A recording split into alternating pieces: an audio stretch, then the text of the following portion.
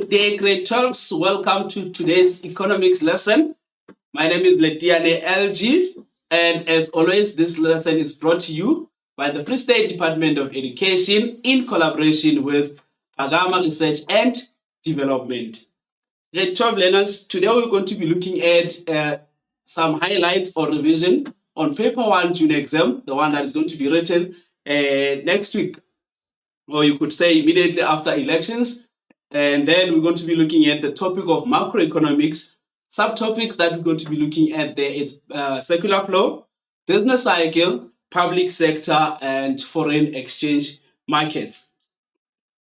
As always, the resources that are needed is that you must be having your book, not your classwork book, but a book where you'll be doing notes and everything. Your pen and your pencil, it's one of the resources that you must always have so that you don't waste time borrowing from another learner. The ruler, eraser, it's economics. We know that there will be graphs and there will be a lot of drawings, calculators, it's a must. And our pre-knowledge, we expect that you could have covered this topic entirely. We expect that you could have covered circular flow, including the essays. We expect that you could have covered the business cycle topic, as it's a term 1 topic, public sector, term 1 topic, and also the foreign exchange markets as a topic. So we do expect that all these topics should be covered, at least by now. Then what we are here for today, it is a revision lesson. Our objectives, at least we say at the end of this session, you must be knowing the structure of the paper by head. You must know what is what. Know the possible essays under the topic of macroeconomics, essay writing techniques, how to get hanging fruits in all the sections that we'll be talking about. So this is the expectation that by the end of this lesson, at least all this should be the things that you know. It is our objective when we are sitting here. The structure of the paper, the possible essays, the technique on how to write essays and to maximize marks, and also how to get those marks that we say they are hanging fruits. You can just get them. You don't need to work hard for them. So now we're going to be looking at the structure of the essay. I hope you've got your pen, you are writing. It's a revision. We already know this, that the paper is out of 150 and it is 2 hours. Each paper consists of 6 questions that are divided into 3 sections. And when I'm saying each paper now, I'm already talking to paper 1 as well as paper 2. So for now, we'll be focusing on paper 1, that it consists of 6 questions that are divided into section A, section B, and section C when we said 3 sections. Then we are saying of the 6 questions, only 4 must be answered as follows. Pay attention. Section A, it's a compulsory question. It must be answered. And look at the time allocation. That is how the 2 hours was distributed. The first one we are saying 20 minutes should at least be spent on section A. Don't find yourself spending more minutes on this section A. Then section B consists of 3 questions, question 2 up until question 4, of which you as the candidate, you as the learner must choose 2 questions, and each is 60 minutes. Now, you shouldn't find yourself, grade 12, sitting there. Don't find yourself answering all 3 questions in section B, because the last question will never be marked. Or don't find yourself writing the whole paper. We are saying it has got 6 questions. Out of those 6 questions, at least we are saying write only 4. But section A, which is question 1, that one is non-negotiable. It is compulsory. It is the must that you answer it. And then section B, out of the 3 questions, which is question 2, question 3, question 4, at least there you've got a choice of choosing. Then I'm going to show you again the technique on which questions to choose, especially when it comes to section B. Section C consists of 2 questions as well, but which is question 5 and question 6. But there you are expected to answer only 1. So let's look at that. It is section A, which is question 1 that is compulsory. And also you've got section B, where you choose 2 questions. That is 3 now. And then the last one, you choose one question in section C. So at least out of this, you'll be saying, I've answered 4 questions for the whole paper. And then look at the allocation in terms of time. In section C, it is 40 minutes and for 40 marks. So every second, every minute count in section C. You don't have to find yourself wasting time there. That is why we are saying, please make sure that you are ready for this exam. At least you may finish before time. We want learners to get distinctions. We want you to get 150 out of 150. So this is the expectation in terms of the structure. Grade 12 learners, section A, section B, and section C. So section A is divided into 3. The first one, we are saying it is the multiple choice questions. And out of those multiple choice questions with 4 possible options per topic. That means 2 marks per item. 8 by 2 gives us 16. Now grade 12s, here's the trend that we have checked. You are given 4 options.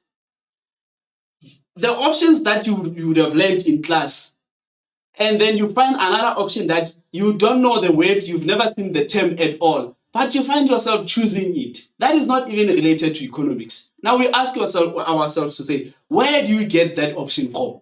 Because you've never seen it before. It is not even part of your terminology. As you remember when we started, we said, learn your terminologies when we were starting with our lessons. But you see a new term that you don't even know, that you have never seen, and think that that is the correct answer. Find out that it is incorrect. At least out of the possible answers, there is the one that is close to the option that is given.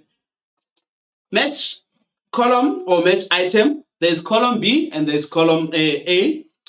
In column A, you are given the term or the concept, and then in column B, you are given the description. So also there, do the elimination method.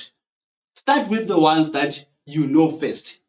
For example, if I say to you circular flow in column A, and then column B, I said it is a model that shows the relationship between different participants in the economy. Then you can realize that, okay, circular flow links with the description that is close to it. You start with it, then you complete it. Again, there's another mistake that we usually see here. You would realize that the 2 answers are too close to each other. Then here's what my learners will do. 1.1.1. Then the correct answer is B.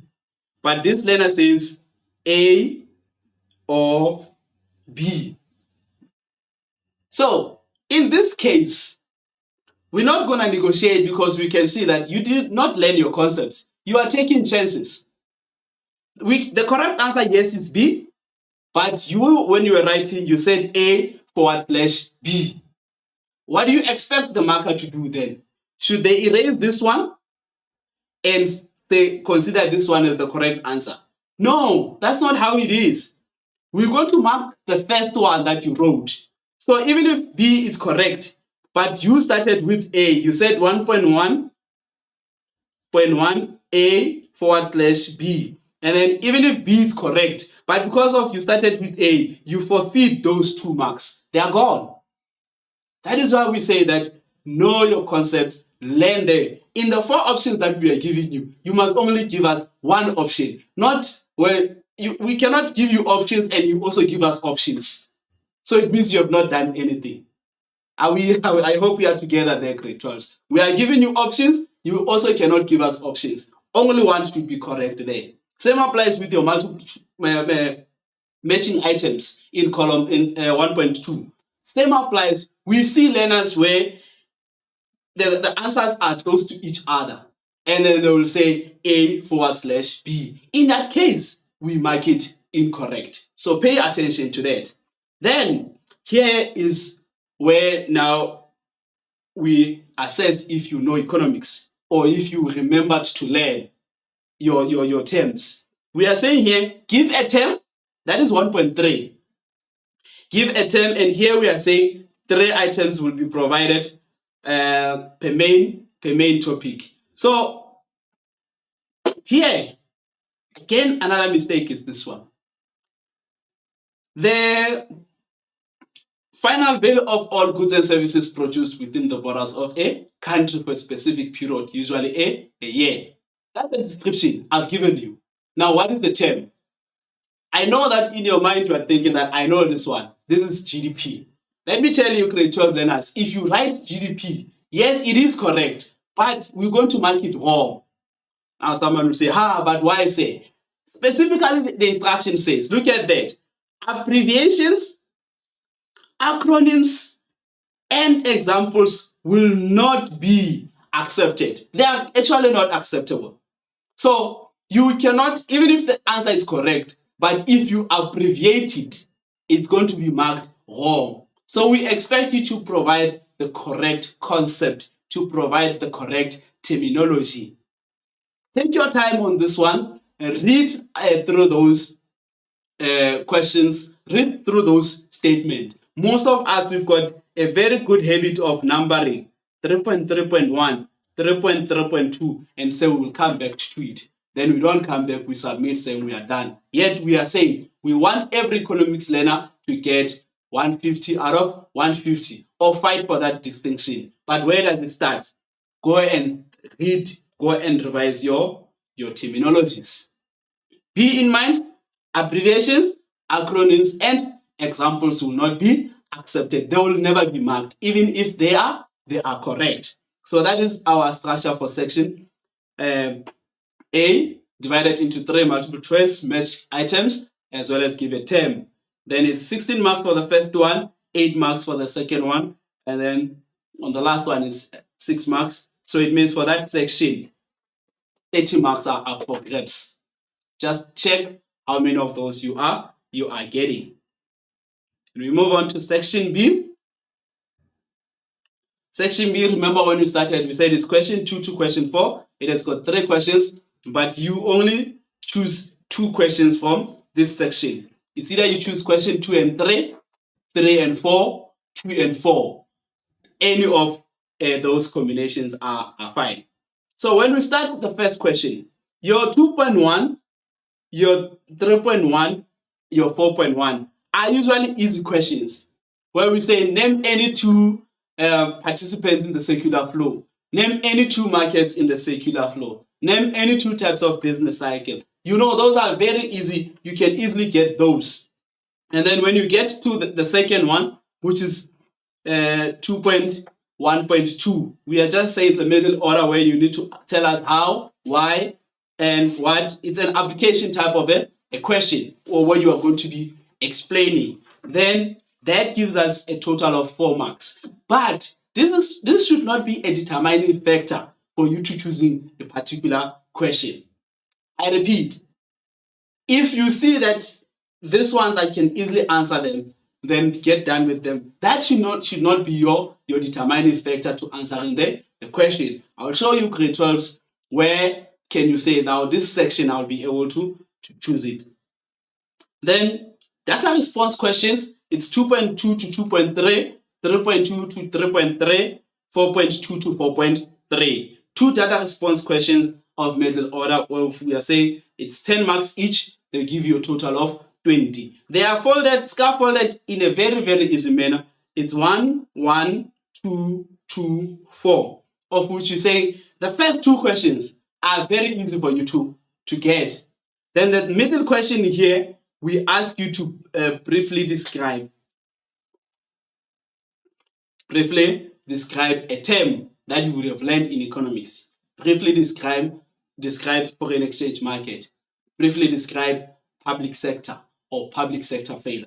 Then in there you will know that you will be able to answer that. And then when you get to the fourth one, there we want you to explain. That means it's an application. We are assessing your understanding. On the last question, we may ask you to elaborate even further. We may ask you to calculate something. We may ask you to interpret something. Then that will give you 10 marks because it's 2, 4, 6 plus 4. It gives us a total of 10. But these 2 first questions, we are saying they are easy. And you are seeing a data response question. You are seeing a graph that we've done in class.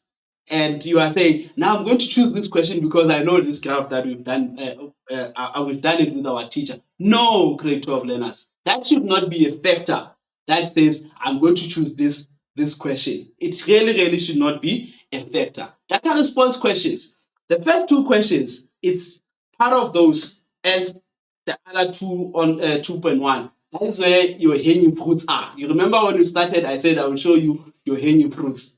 So at least you get 2 for the first one, and then the easy ones, you'll get your 2 marks there. Your concept, you also get 2 marks. So out of 10, already you've got 4. That's 40% already. So those are the hanging fruits that you are saying you're going to take here. But I'm saying this should not be the reason why you are choosing a particular question over the other. I hope we are together on that one, grade 12s. Now let's move on. Here we are now. Look at that. We are saying these are our long questions. Your 2.4, your 3.4, 4.4, 2.5, 3.5, as well as 4.5. In this case, we are saying you need to discuss, you need to distinguish, you need to differentiate any of those things. We are assessing your memory here. Can you able to recall? And of those, you can draw a table, you can be able to answer, but make sure that you separate the two if we are saying distinguish. Then the last question says evaluate, how, analyze, calculate, interpret, all and the impact, all those assesses application. The first one assesses you recalling a memory. You've learned something. This one assesses application. It means grade 12 learners, we are taking you out of class, but we are saying, because economics is a live subject. Economics, we live it every day. What is it that you see outside that you are able to analyze, you are able to evaluate, and you are even able to tell us how? That's the impact that we are looking for. Now, listen then. You see these questions. If you are able to answer 2.2 and 2.5, choose question 2. I hope you are listening. I repeat, I am saying if you are able to answer 2.4 and 2.5, for you to get those 16 marks, choose question 2. Why am I saying that? 16 marks plus the 2 marks that you got on the first one gives you 18. Plus, here we said you're also going to get 4 marks already. So we are saying it is going to be our 16 marks that we got plus the 4 marks that we got in section B plus another 4 marks that we got in section B. So already we are sitting at 24 plus another 2 marks that we got from the first one. So it means we are sitting at 26 out of 40. That's already a pass. That is already a pass. The only problem will occur if you are choosing the data response questions where you're going to get 4 marks, and 2 marks, and then you don't get that 16 marks. If you are unable to answer question 2.4 and 2.5, you just numbered it and said, I'll come back to it. That is a problem. You need to start with it. Again, listen, if you are able to answer 3.4 and 3.5, if you are looking at this grade 12 learners, I'm doing a combination of the 2 questions. I'm not doing only 1 question. Because sometimes you can easily answer 2.4, but lose the 8 marks in 2.5. You can easily answer 2.5, but lose the 8 marks in 2.4. That does not serve a purpose. So, do not choose a question because of a data response. Do not choose a question because of the first questions at 2.1, at 3.1, at 3.4. But choose the questions because of the long questions, the 8-mark questions. They carry a weight of that paper. It's 16 against the 4 marks that you're going to get. Then, furthermore, a 4.4 and 4.5 is the same. You are able to answer that, and then you're going to choose that question. So when you are writing, your combination will be, your combination will be 2.4, 2.5, I've got my 16 marks. question 2 by default, you choose it. 3.4, 3.5, I'm able to answer it. By default, you choose question 3. You are done with the section. So that combination will depend on how long, how of the long questions, or how many marks of the long questions you are able to get. This is section B for us, grade 12s. So we are saying already it's 26 marks, then you can fight for the others. But your target is that out of this, you should get 80 marks because it's 40, 40. That is the target. But if per section you are saying, I'm going to get 26 marks, and then I'm going to get the 26 marks, then already you are above. That's 52 out of 80. That's good. Then we are fighting for distinction. Get all of those and get 8 out of 8. Then I was saying, I know. You know what? Excellent. This candidate know their story. Let's move to sections. Okay. Possibly, this is the combination. Question 2, circular flow and public sector. Question 3, business cycle and foreign exchange. And question 4, it's a mixture of all those topics. So that is why we are saying, look at the long questions. If you are able to answer those long questions, then that is cleared up. I will explain further as we continue. Let's look at our section C. Section C, it is 40 marks, question 5 and question 6. 2 essays, answer only one from this section. I think you've realized that since you are doing economics from grade 10, this structure is always there. It's a guiding, it's a format that you should have an introduction, have the main part, have the additional part, and have your conclusion. So many are times that learners will write the introduction, will write the main part, and don't write the additional part, and don't write the conclusion. How are you going to get your 40 marks if that's the case? So refer to the structure, check if you fully adhered to the criteria. Here's the important part that I want to show you in the conclusion. Conclusion, we are saying it's a summary of what has been discussed without repeating facts that are already mentioned. Then you'll be discussing public sector failure, and then you say, I therefore conclude that public sector failure is bad. That's not conclusion, grade 12 learners. That is not conclusion. You really need to give us a brief summary of all the facts that have been discussed without repeating. Your opinion or value of judgment on the facts that are discussed, additional support to strengthen the discussion or analysis, a contradictory point of view, and if required, I always say, go to that one, go to the last one. Recommendation. If you see that public sector is not good, what do you recommend? That's your conclusion. So I repeat now, conclusion, it is always a recommendation. That is what you do when you conclude. So you tell us what to do, because introduction, you've told us the problem or the definition. In the body, you are discussing that problem. And then in the conclusion, tell us the recommendation. Then your essay is there. You're going to get your 40 out of 40. Trust me, I tell you. Question 5. Here are the possible combinations of question 5. It is circular flow and public sector. But look at the grade 12s. I've highlighted the public sector in red. From this lesson up until you go and write paper 1, the topic under public sector failure, know it as if like you know your name and your surname. Know it as if like you know your date of birth. Whether you started from the back, going forward, or from forward going this way. Know that as a public sector failure as if like you know your name. And possibly you know that it came out also in the previous question papers, as well as your March paper. You wrote about public sector failure there. So go and revise that essay again. Question 6. It is business cycle as well as foreign exchange. Again, look at that. I've highlighted the foreign exchange topic in red. In short, I'm trying to say, go and know that essay as you know yourself. It is very, very important for the paper. Don't regret. Now I'm saying this. Let me issue this disclaimer, creator of learners. In economics, all the essays that we've given you are all correct. There is no incorrect essay.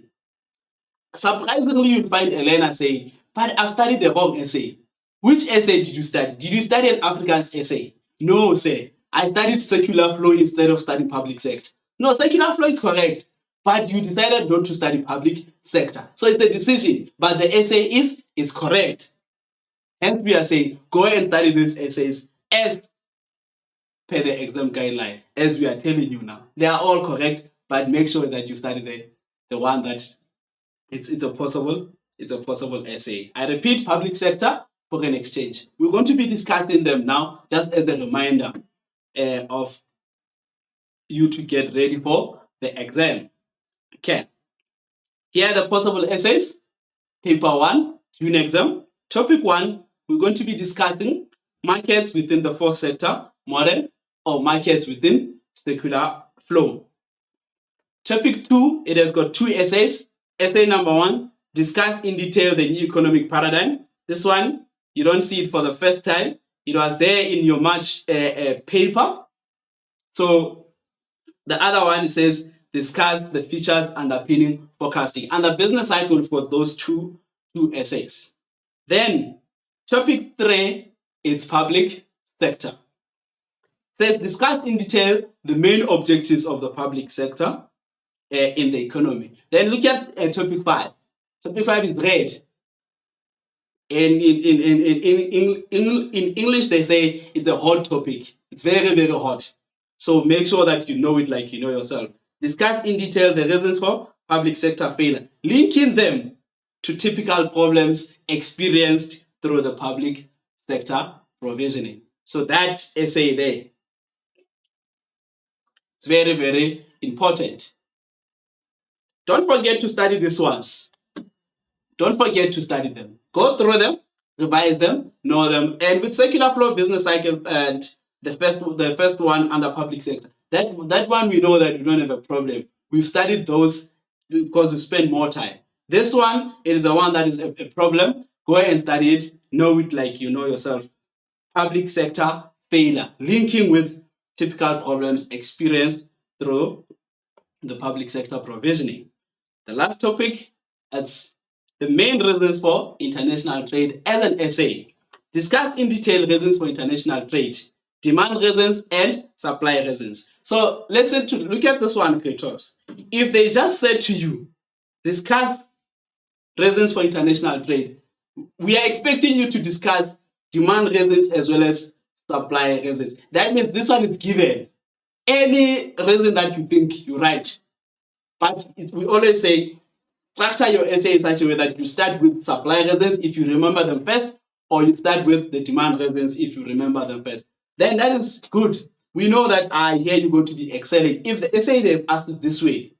Alternatively, they can only say, discuss demand reasons for international trade or discuss supply reasons for international trade. Any combination can be there.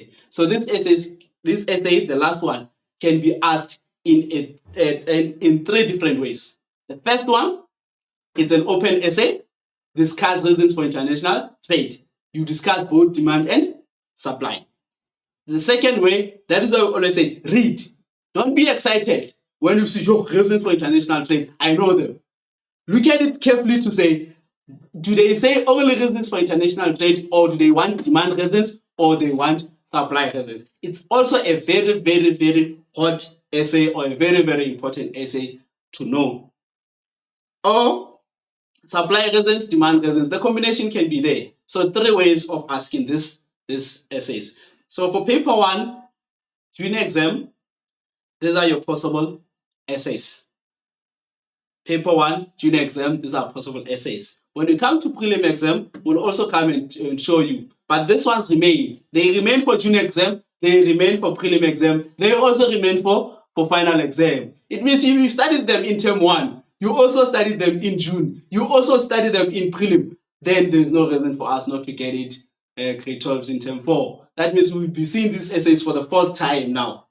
And then we are saying, thank you so much. We are about to get 150 out of 150. Excellence in this subject, which is economics. Okay, so we're going to be discussing the essays under public sector, but now we're going to be focusing on only the second one, which is reasons for which is reasons for public sector failure. Also linking them to typical problems experienced through the public sector provisioning. That is our essay.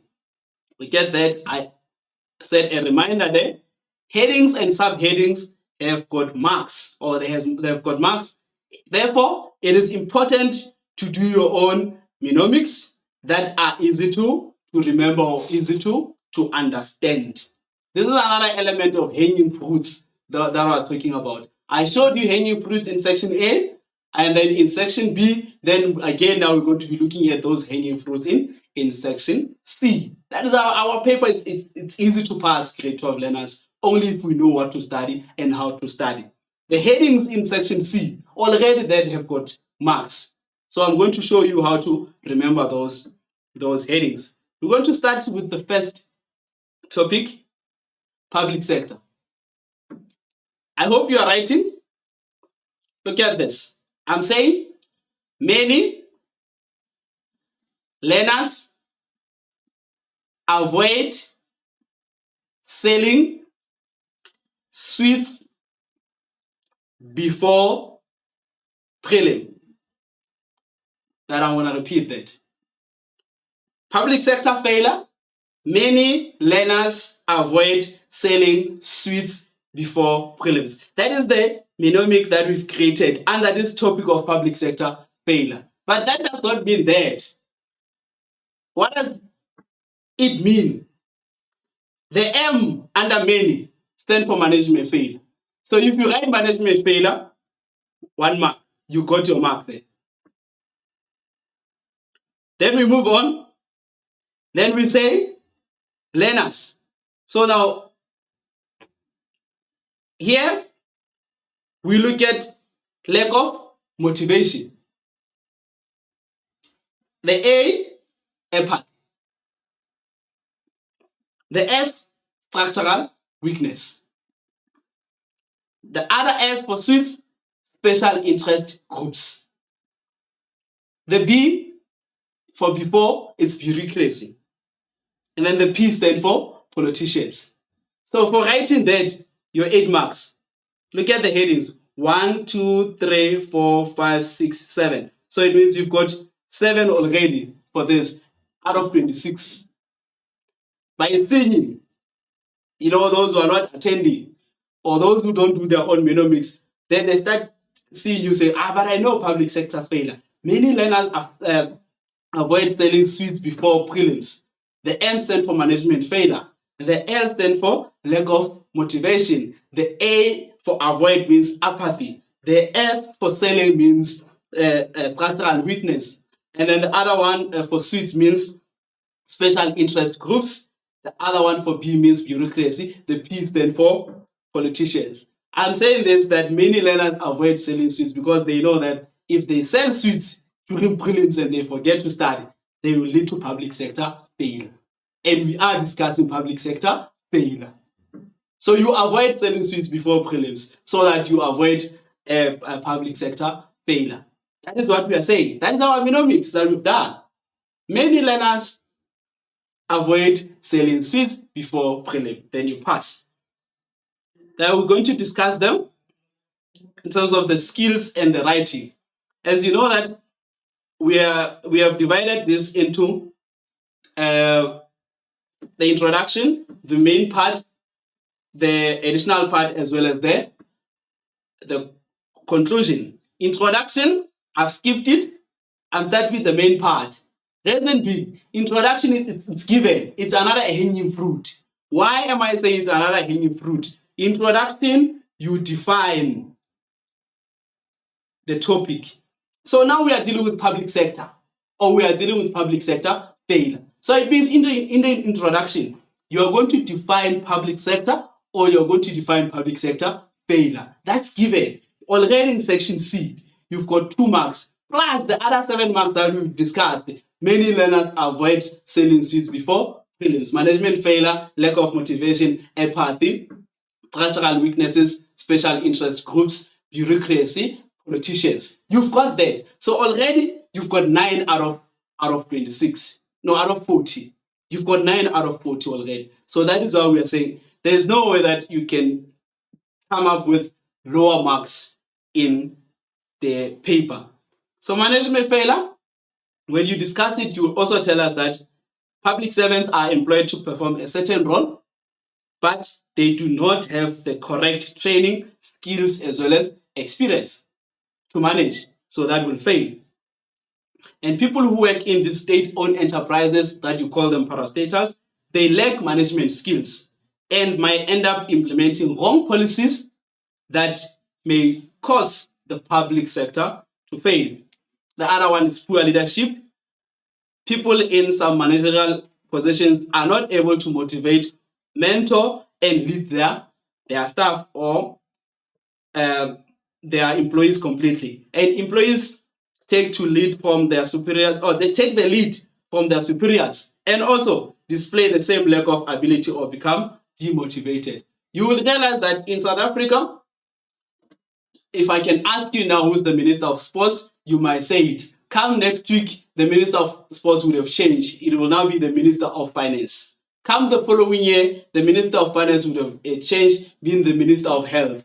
So that already tells us that it will fail. Public sector will fail because of the skills that are taken to acquire this. I'm in class now teaching economics. Tomorrow you cannot switch me to go and teach physics. I'm going to fail because I don't know the skills. It will take time for me to learn physics. So that is why we are saying that public servants are employed in certain roles, but they do not have the correct training and skills, also experience to perform their duty.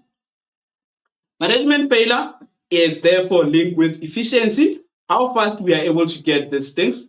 It's there, we need to check that. And also, it's a problem of public sector provisioning. So we are looking at those grade 12s. Remember, we have said you should link it with problems. So the problem that we are looking for, it is efficiency there when you are linking it. Okay, then the introduction comes now. Okay, so public sector failure occurs when the government intervention in the economy leads to an efficient allocation of resources, which leads to an overall decline in economic welfare. So allocation of resources, if it's done inefficiently, so then that leads to public sector failure. That is the problem of public sector failure there. Another one, remember, I keep repeating the mnemonics. Many learners avoid selling sweets before prelim. So under learners there, the L stand for lack of motivation. Civil servants do not get evaluated, acknowledged, or even rewarded for excellence as it is done in the private sector. You see awards, you see cars being awarded, but in the public sector, we know that you are just waiting for your retirement, pension, then that's it. So the motivation is not there, unlike the ones that we find under private sector. So that already will lead to public sector failure. Civil servants do not get evaluated, we've said that, and also through their clients, whereas in the public sector or the counterparts, they do that. That is why there will be a suggestion box. There will also be to say, can you please rate my service? Then in that way, when you rate their service and you rate it excellently, so those people will get rewarded. They will be motivated to even work much better. But under public sector, it is business as usual. You come, you work, you go home, that's it.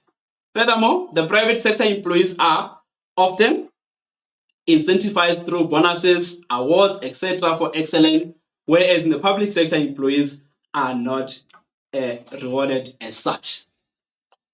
Lack of motivation, the linking, the problem there is assessing of needs as well as efficiency. Hence, you realize that our topic when we started, we said you link this failure with the problems. So as you continue, you tell us that this particular failure, it is linked with this particular problem. Under lack of motivation, we linking that with efficiency as well as assessing of needs. Another one, it is apathy. Avoid apathy.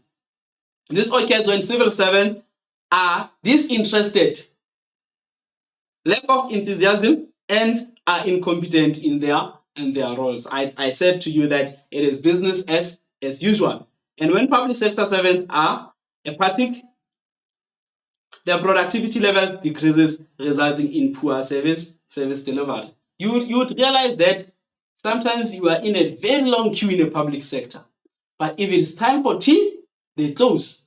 If it is time for lunch, they close. They will never say, let us have sympathy for these people that are on this long queue. They can even cut you, you go home because of lack of apathy, and their productivity levels decreases as such, especially on the issues where there is load shedding or there is no network. Then we know that it is off time for them. Corruption and poor service delivery are signs of apathy and may result in poor accountability. Also, there is the word corruption there, which is the problem, and accountability also it is a problem. Here's an example that I'm making. A ward councillor may receive or receives the approval for building of a new communal toilet at the local park. But the building of those are delayed because they require paperwork that was never even submitted to the building contractor because someone just don't care. You will realize that in public sector, the even turnaround strategy takes even much longer because those people, they don't just have accountability. That is the problem. And there is too much corruption that is taking place. Also, we are saying that under public sector. This is also linked with efficiency, accountability, and corruption. So there are three problems that I've already linked apathy with. Another one, it is structural weakness. Grade 12, we are just revising this essays. I know that you've got your essay packs ready. I know that you can also do this, make notes. Then I also mentioned that in the March paper, this essays was one of the possible essays. So it can be made available to all of us so that at least we remember and we go and make our own notes so that it's easy for us to study. When the state is the only service provider of a good or a particular service, it is usually undersupplied, and this compromises the efficiency of the entire economy. That is structural weakness. If a good or a service is provided, is critical to the optimum functioning of the economy, and there are problems with providing it, all the role players within the economy will be compromised. We'll make an example. Eskom is the only service provider of electricity in South Africa. We are aware of that. When the power outage occurs, load shedding, it impacts on the efficiency of the entire country. Currently, we are enjoying that, and definitely we're going to be writing our junior exams without load shedding. We'll be able to study for our papers. But once we realize that there's lack of management and then there's load shedding, that also affects us as a whole, and that leads to public sector failure, and that is because of structural weaknesses. So we really need to get rid of that particular problem, and this is linked with accountability, efficiency, the state-owned enterprises as problems of public sector provisioning. So those are some of the examples that we are providing there. If there's only one person who's supplying, or if the government is the only service provider, that will lead to public sector failure because of structural weaknesses. Here's the example that we are making with Eskom as the only service provider of electricity. Okay. The other S, remember we said many learners avoid selling sweets before filling. And then the S that we are looking at, we looked at structural weaknesses. Now we are looking at special interest groups. Here, associated with rent seeking, which is a process where people or businesses lobby certain aspects in their favor. That is called what rent seeking. An example is that trade unions and other organizations often try to influence the government officials to act in their favor. If not, strikes by the special interest groups such as the taxi association or any trade union that is there may decrease production in the economy, since people will not be having alternative transportation to work, or any other organization that may need to have or to pass a certain message to the government. Those people, we call them special interest groups. So they are rent seeking in that particular element. And a close example, it is the trade unions in South Africa. If they want to go to strike for better wages or to influence the government to have better wages, then they are going to strike. That is associated with special interest groups. This problem is linked with efficiency. So if you can realize that efficiency as well as assessing of needs, it is a problem that appears several in this public sector failure problems. Bureaucracy, it is our second last one. Here, this one is associated with complex and procedures that might even lead to inefficiencies in the public sector. And the public sector might fail to provide goods and services in time to consumers because of those complex rules and procedures. Here's an example. I'm sure we have experienced this one. Hence, I said it is a public sector failure. It is something that happens where we stay. If there's an electricity fault somewhere in the house or in the area, the transformer got bent, the state company, which is Eskom, will send their workers to fix the fault, and the workers will only fix that fault because that is where they are told to fix only. So if the problem is with the transformer, they will go and fix the transformer. Even if the transformer is next to your house, they might not even go inside your house and check if also that there's a problem. The electricity may come back in particular houses, but you find out that in your house it's not there. Why? Because they've only fixed the problem that they are told to fix. That is because of bureaucracy.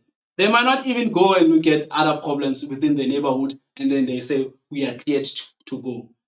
They focus on what they're given only because of those complex rules and procedures. Bureaucracy is linked with efficiency and assessing of needs, and I've said that. So now someone is asking, should we always mention the linking part? Yes, grade 12 learners. Hence we said public sector failure, linking it with problems associated with public sector provisioning. So those part of your discussion, you should always link with the provisioning. The last one, it is politicians.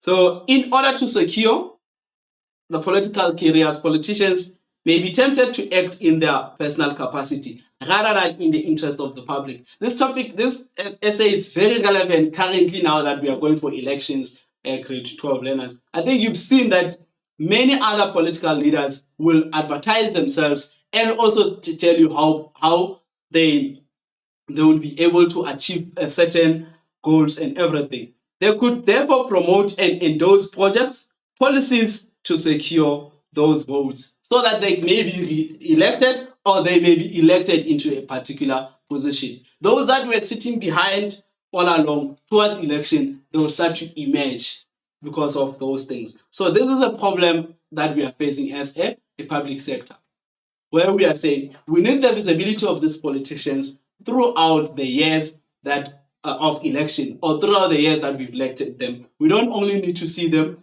towards the elections, or we don't need to see them fixing some of the problems towards the elections only to secure their political careers or only to secure the elections. So that is the problem that we are facing. You can write that, grade 12 learners. However, when you are writing that, do not mention a name of a person or do not mention a particular political party. I'm repeating this. In writing this, it's a problem with politicians, but you do not mention the name of a person or you do not mention a particular political party, but you discuss this as an economist, you discuss this as a person who's analyzing why do we have our South African economy failing. So you discuss that. Projects and policies could lead to misallocation or even wastage of resources. The Minister of Health may approve a contract for vaccination from a company where maybe that person is a major shareholder without disclosing that information. That is the public sector failure. It's a problem. Then this it's linked with accountability as a problem, efficiency as a problem. So all those things are as a result of things that we can see, things that we can apply. I repeat, when I'm issuing this disclaimer, if you mention the name of a person or a name of a particular political party, that statement is going to be marked wrong. Discuss it the way we are discussing it now, economics learners, because you stand there as an economist who analyzes the state of the economy that we are at. So I think we are done with the essays now. With this essay, if you remember that, number one, we said many management failure, learners, lack of motivation, avoid apathy, selling, structural weakness, streets, special interest groups, before bureaucracy, prelims, politicians. This is where we are now. So that's the essay that you also need to be singing, but also you need to discuss it. Some of the points here, you can give us the 2 points and also give us the linking part, gives you 4 marks. And then you also give us the example if you can apply. You don't really have to apply these examples that are here. There are many examples that are provided or that we can see in those areas that we stay at that constitute with this part of the public sector failure, which is politicians. Okay, our additional part has got a maximum of 10 marks. There we assess application. As you can see here, grade 12 learners, I've not provided the additional part. It is because of we are saying expect anything. Go ahead and read that additional part in the exam. Make sure that you give us at least a minimum of 5 points going up so that you can get your 10 marks. In conclusion, I said it's a recommendation, it's a point of view that does not repeat the facts. Increased transparency, it's a recommendation. Now you are telling us what to do in the public. You are saying increased transparency can help deliver change in the public sector performance. Also ensuring that information sharing and publishing or disseminating performance information. So that is the recommendation there. There should be transparency in the public sector that could help deliver change in the public sector performance, ensuring that there is information sharing. That is what we want. So if there's transparency, everyone is happy. At least we can be able to help hold people accountable because there's transparency. Then that is our first essay. That is it's very hot. We really need to know it, grade 12s. Okay, I know that we also need to take a break and we also need to go and drink some water. But I'm saying with that, we are also allocating this 5 minutes activity as part of the revision that we are doing. So ensure that you do this in the next 5 minutes. We'll look at it. Moving away, just take our heads away from the essays. I know we've been focusing. So this is our appetizer activity. We'll take 5 minutes. Thank you.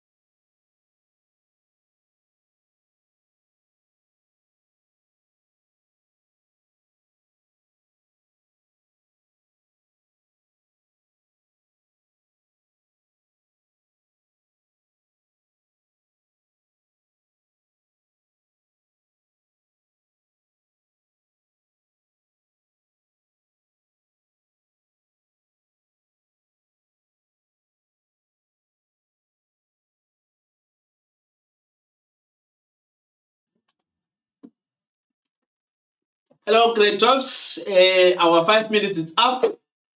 May we please continue with our lesson? I know that this was just an appetizer, but in previously I've said before you can even attempt to answer any questions that is there in the data response, analyze the data response, check what is there. So we can realize that there's a national account aggregate using the current prices, not constant prices.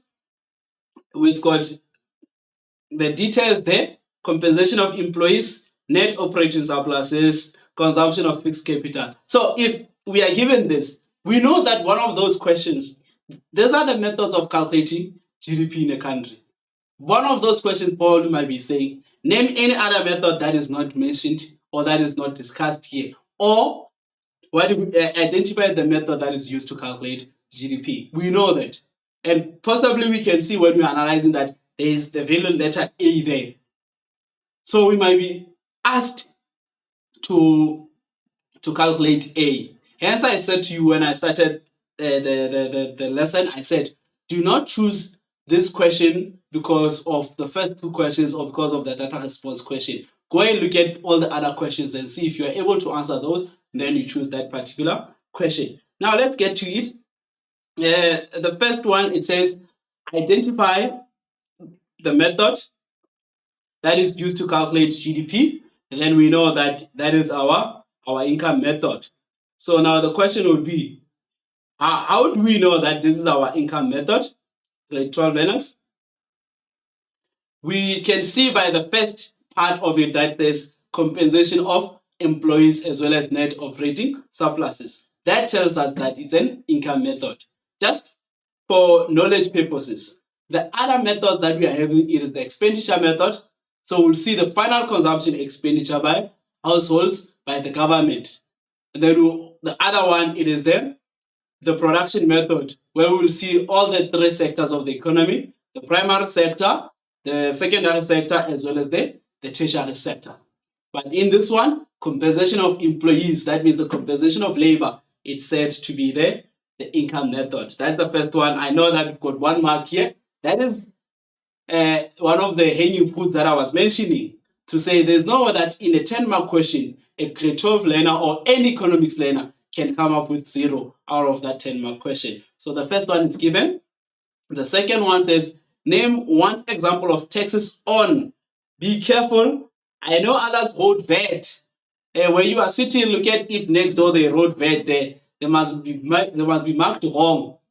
The correct answer there, it is license fees, registration fees, taxes on land and buildings. Because this one says, give one example of taxes on production, not taxes on product.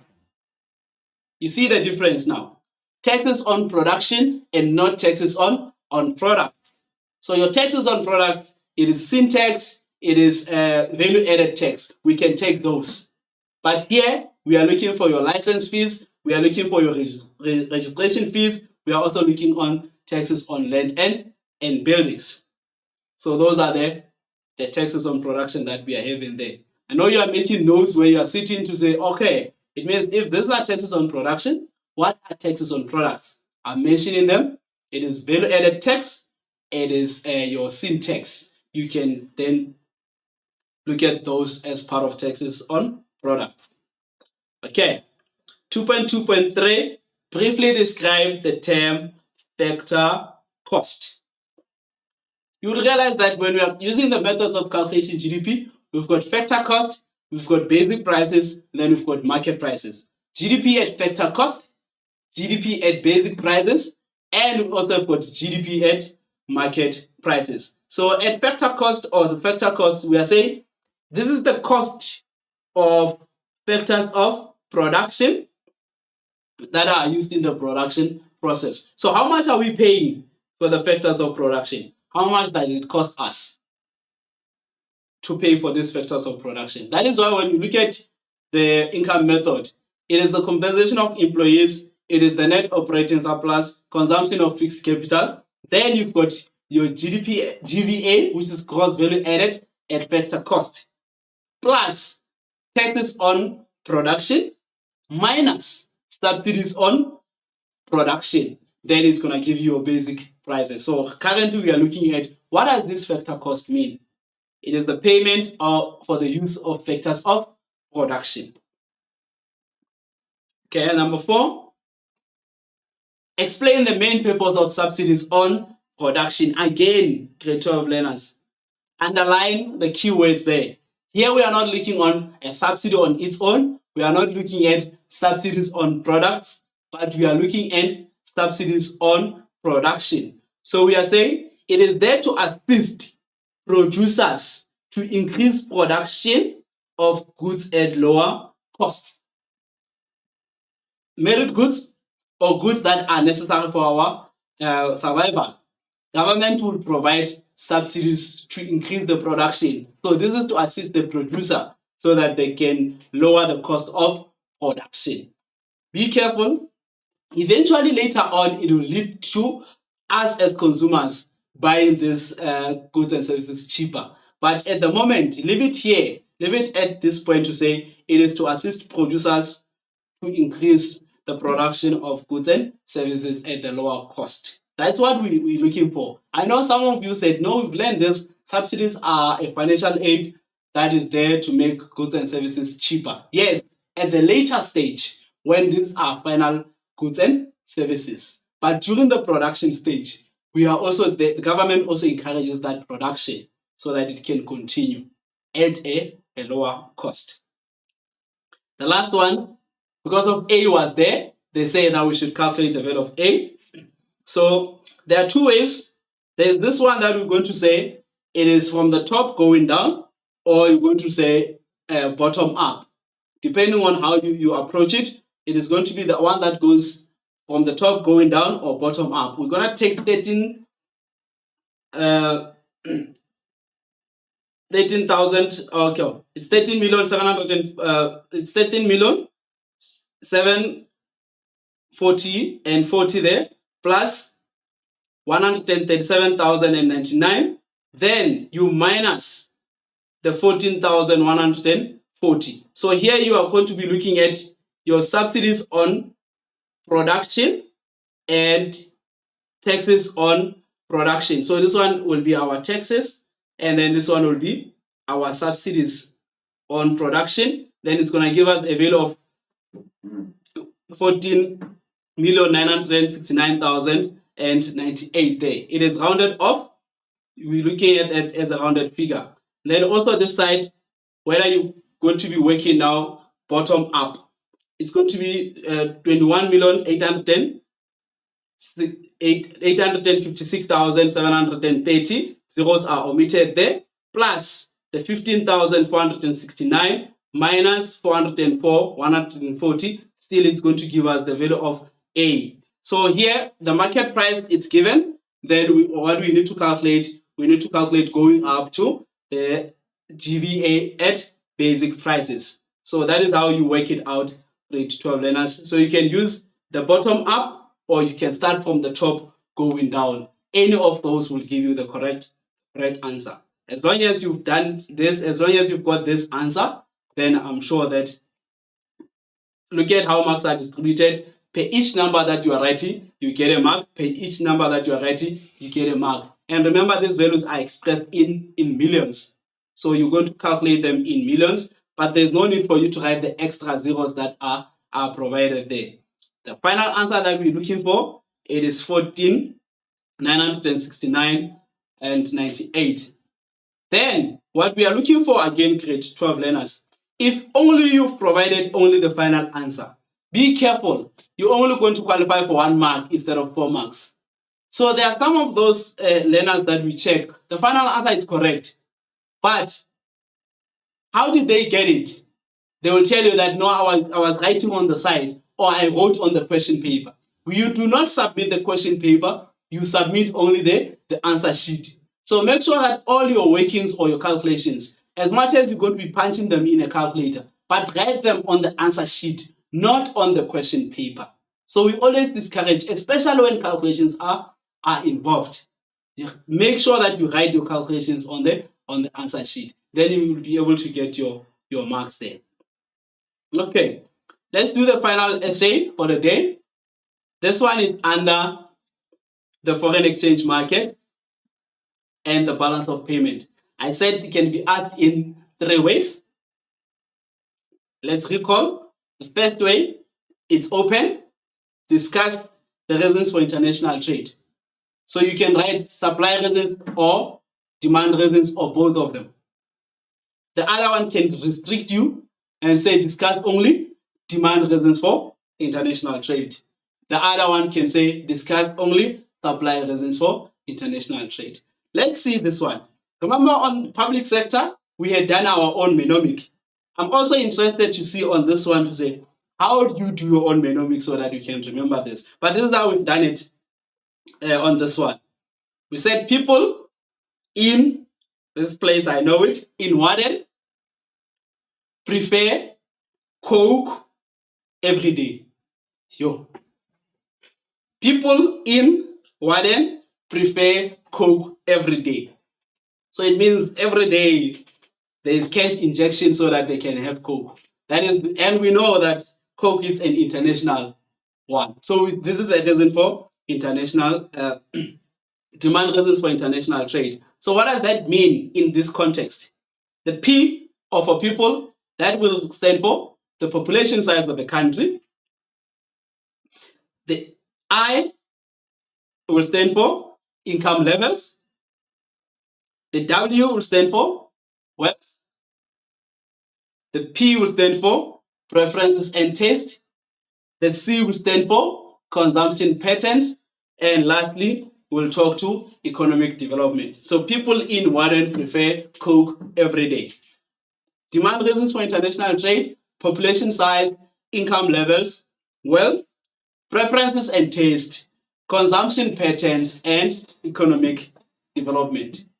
So, grade 12 learners, you can, this is me showing you that you can do your own mnemonics for you to be able to remember these essays. Remember I said, for every heading that you are writing, you get a mark for that. Every heading that you are writing, you get a mark for that. So there's no way that you can lose marks here because you forgot the headings. So population size will give you a mark. Income levels will give you a mark. Wealth, a mark. Preference and taste. Consumption patterns. Economic development. So it's 1, 2, 3, 4, 5, 6 plus the introduction of 2 marks. Already you've got 8 for this particular paper. So accumulating all those, we cannot really come up with, or we cannot fail even the subject of ours, which is economics, because of such fruits that we are saying. Those are hanging fruits. 40% and above, that's our target. 150 out of 150, it's a mark that we are targeting. So introduction, I'll just be quick on this one, just a reminder so that we can see how we write that. So introduction, international trade, I said you can define or give us the topic there. It is the exchange of goods and services between countries. Trading globally gives consumers and countries opportunity to be exposed to goods and services not available in their own country. That is because of international trade. So let me just discuss in quick the size of the population. An increase in the population size or in the population growth, that will increase demand, means more people's needs must be satisfied. So if local suppliers do not have the required goods and services or are not able to meet or satisfy our needs, then that is a reason why we'll go to other countries. Population size, when it increases, some of those goods and services may not be enough in our own country. So we go to other countries to demand those. Hence is the demand reason for international trade.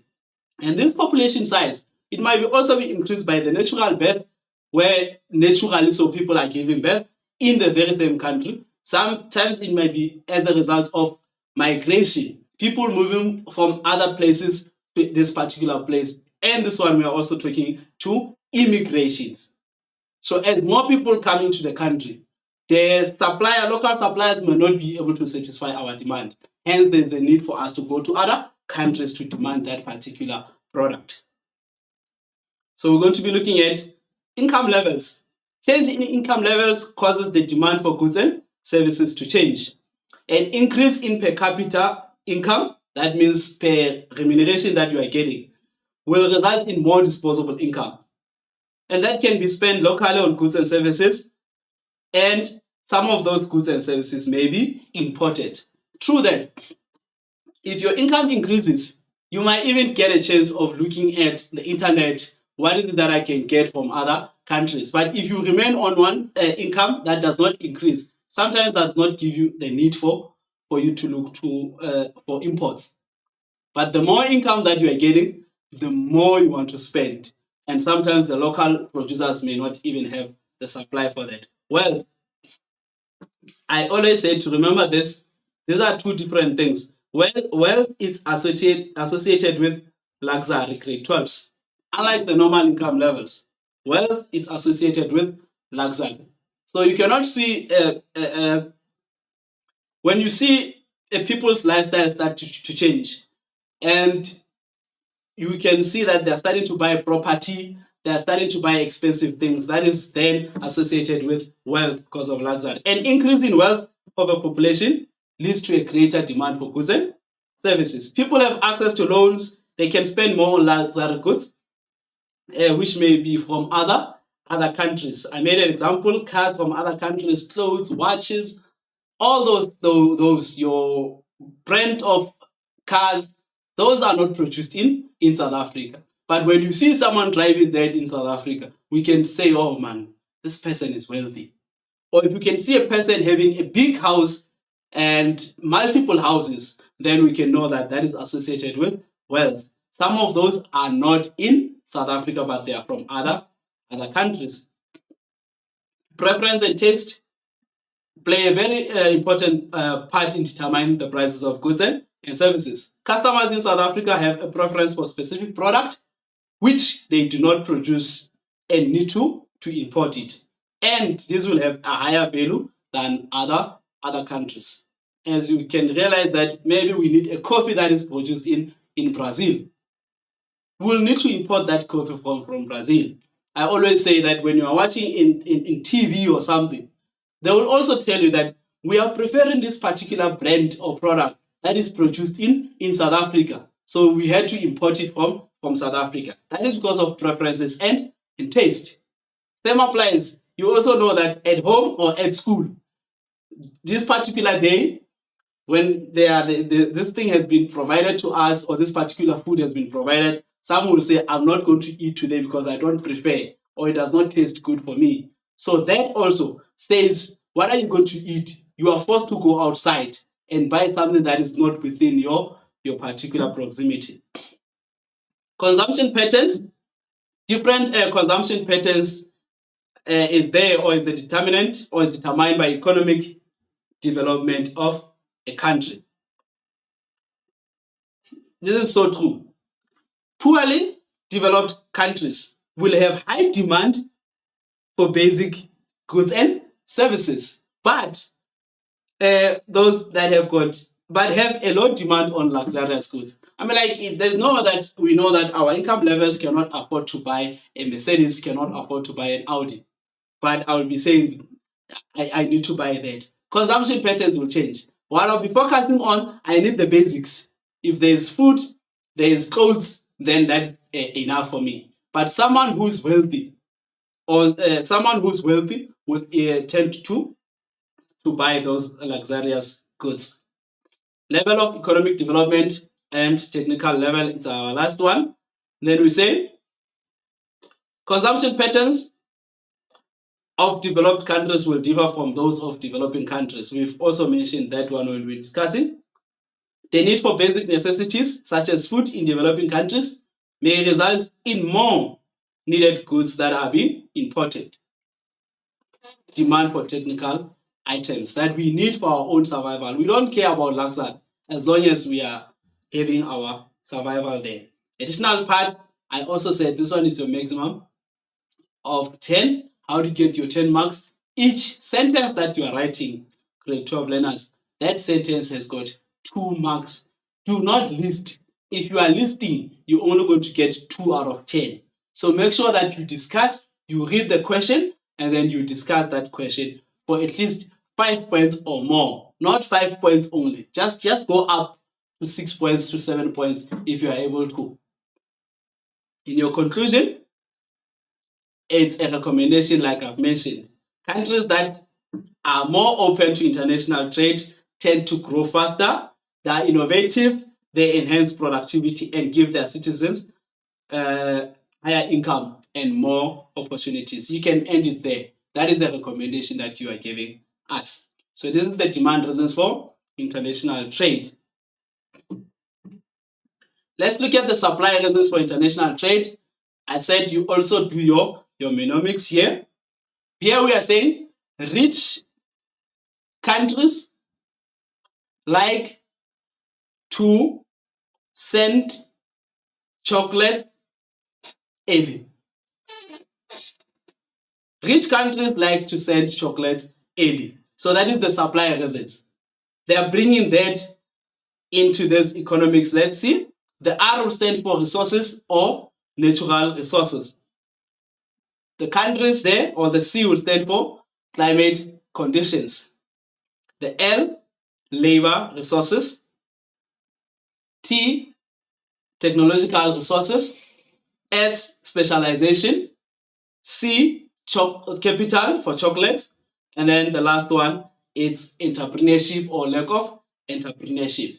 Hence, we are saying rich countries like to send chocolates early. So you're going to take the first letters and then transform them into the supply reasons for international trade. Natural resources, climate conditions, labor resources, technological resources, specialization, capital, entrepreneurship, or lack of entrepreneurship. Introduction, you define the topic, you tell us what is international trade. It's possible for all of them. So do that for all of them. Then after here, you go to your main part, which is natural resources. From grade 11, we would have done the characteristics of natural resources. We know that they are unevenly distributed across the world, and therefore there's the need for countries to supply us with their natural resources, or we supply them with our natural resources. They differ from country to countries, and at some point they may be exploited. South Africa, we know that we are well equipped with different natural resources, but less resourced in terms of the skills as well as capital. We know that we specialize in terms of the exporting of gold and so on to other countries. An example, Japan and Ireland have got abundant of skilled labor, but they lack natural resources. So here it's a trade. If the countries, they come to South Africa, they will supply us with their skills and will supply them with the natural resources. The opposite can also happen. You'll find a situation where we as South Africa supply other countries with the skills that we are having, they supply us with the resources.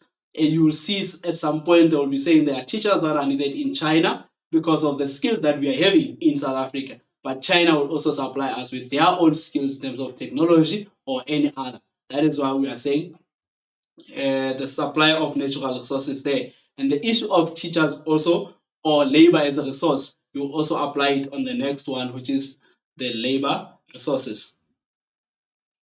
Climate conditions. Countries make it possible for others to produce, or climate conditions make it possible for others to produce certain goods and services at a lower price than other countries. Brazil, which is the largest producer of coffee,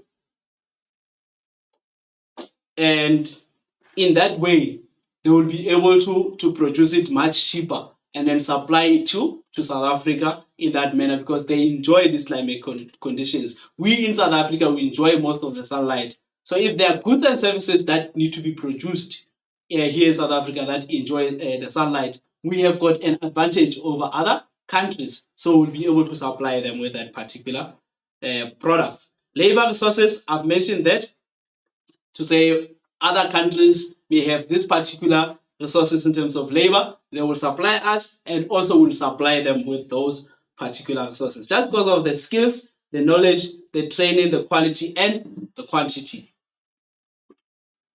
I've mentioned that example.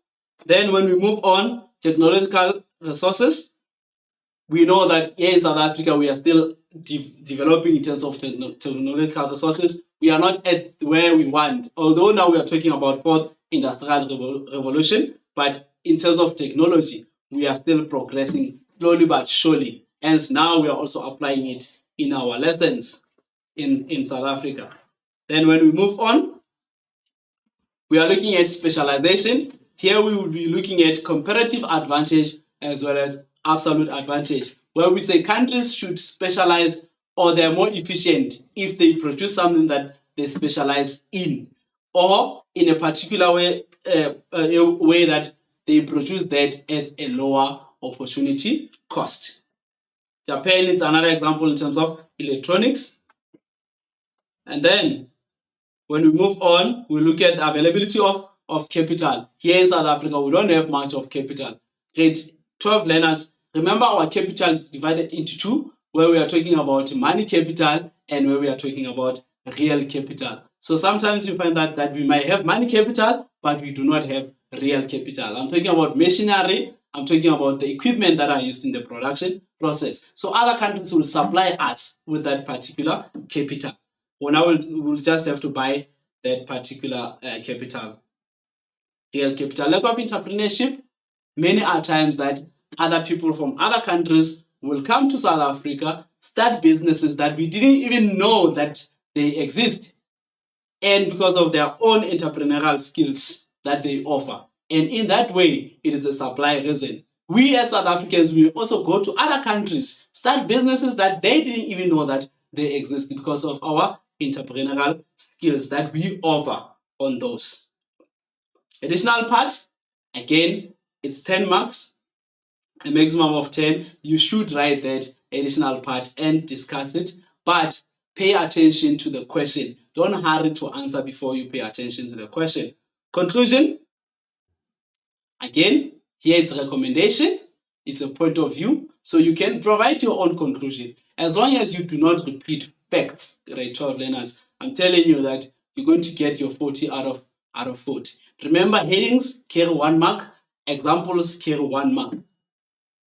Make sure that when you are calculating the number of marks that you are getting per introduction, per main part, additional part, as well as the conclusion, be able to differentiate that the heading I'm going to get 1 mark, each discussion is 2 marks, example is 1 mark. We want you to get 40 out of 40 on this section. And that being said, we have come to the end of our session for the day, and we are saying to you that we wish you all the best when you are writing your paper 1. Then we'll also come and revise paper 2, and then we pray that whatever that we've discussed, we pray that you remember your essays as they are discussed there. And then all the best when you are writing your paper 1. Make sure that you excel on that. Make sure that you write neatly and you write every question that is required. And then you read the instructions as per the question paper. All the best until we meet next time. Take care.